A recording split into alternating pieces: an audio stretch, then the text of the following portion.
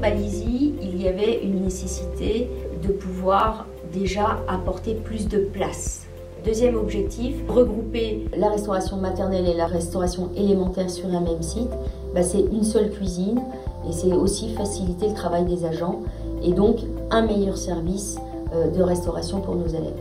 C'est un projet qui est attendu parce que ça fait déjà plusieurs années que nous en parlons, que nous l'étudions et donc c'est avec beaucoup de fierté que je souhaite le voir aboutir avant la fin de ce mandat.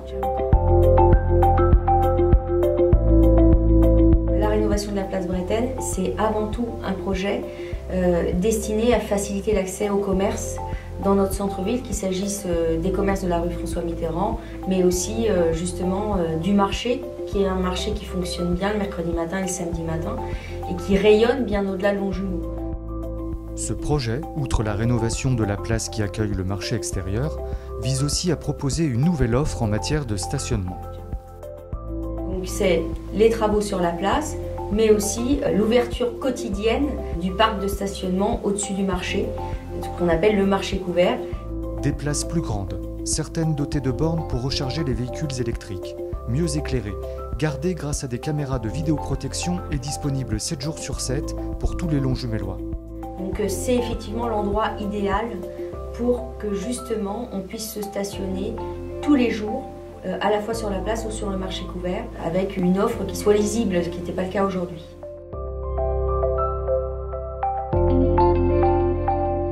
On a une offre petite enfance qui est assez complète sur la ville, mais qui en fait n'était pas regroupée en un seul site. Où on a décidé de regrouper tous les services, qu'ils soient ville ou département, en lien avec la petite enfance sur un même lieu.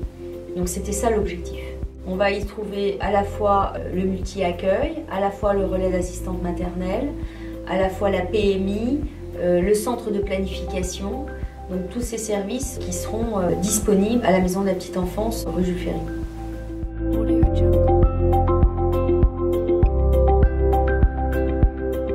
Pour moi, quand on parle de culture ou quand on parle de sport, on parle cohésion sociale. Donc pour ça, il faut avoir des outils dans lesquels on est capable de les mettre en œuvre. Donc c'est tout l'objet des travaux de rénovation de la halle Mandela. À travers la rénovation de ce bâtiment remarquable, en pierre meulière, la ville poursuit plusieurs objectifs. C'est à la fois préserver le patrimoine de la ville et puis aussi justement pouvoir y développer des activités culturelles qui vont permettre de faire rayonner la ville. Et ça s'accompagne aussi avec tout le projet que nous avons déjà construit autour de ce poumon vert qu'on a voulu amener avec le parc Mandela.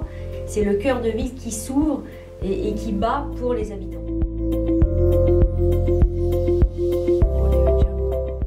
Soucieuse d'améliorer le cadre de vie des Longjumellois, la ville a également continué son programme pluriannuel de travaux de voirie.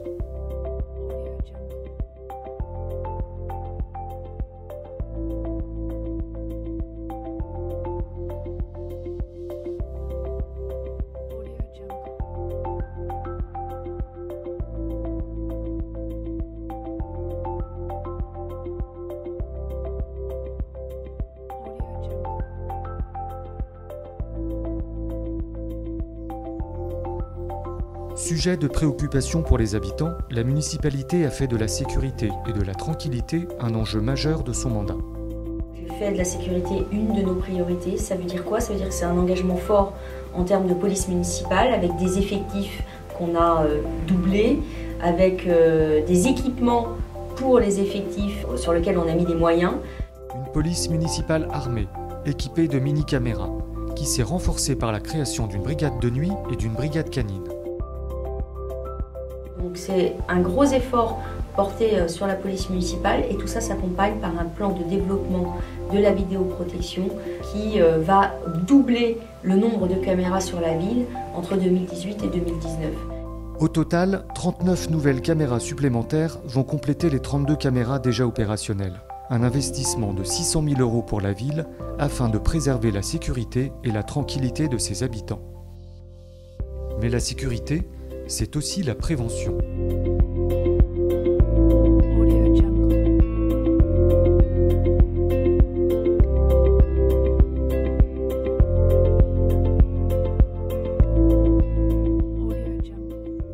Enfin, cette année, la municipalité a entrepris des démarches auprès du ministère de l'Intérieur afin d'obtenir plus de moyens pour le commissariat de police de Longjumeau.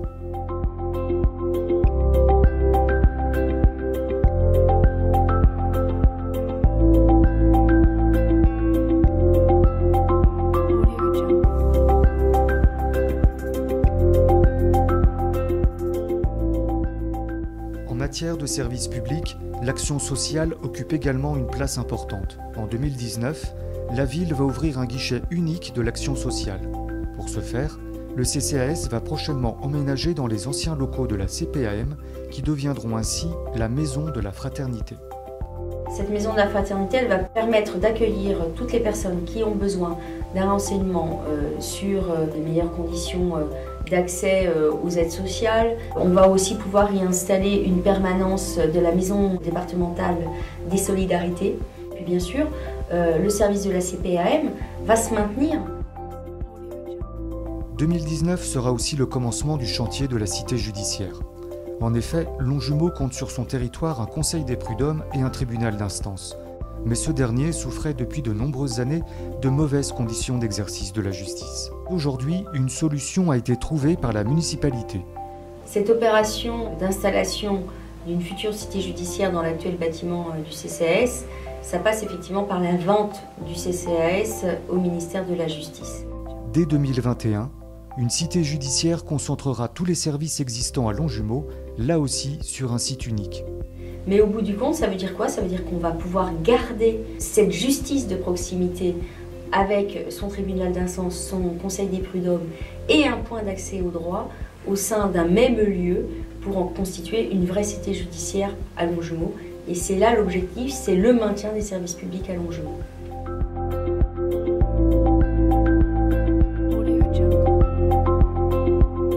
Autant de projets qui ont pu voir le jour cette année à Longjumeau grâce à la concertation de tous les acteurs. Une volonté de dialogue qui s'est traduite par de nombreuses réunions publiques.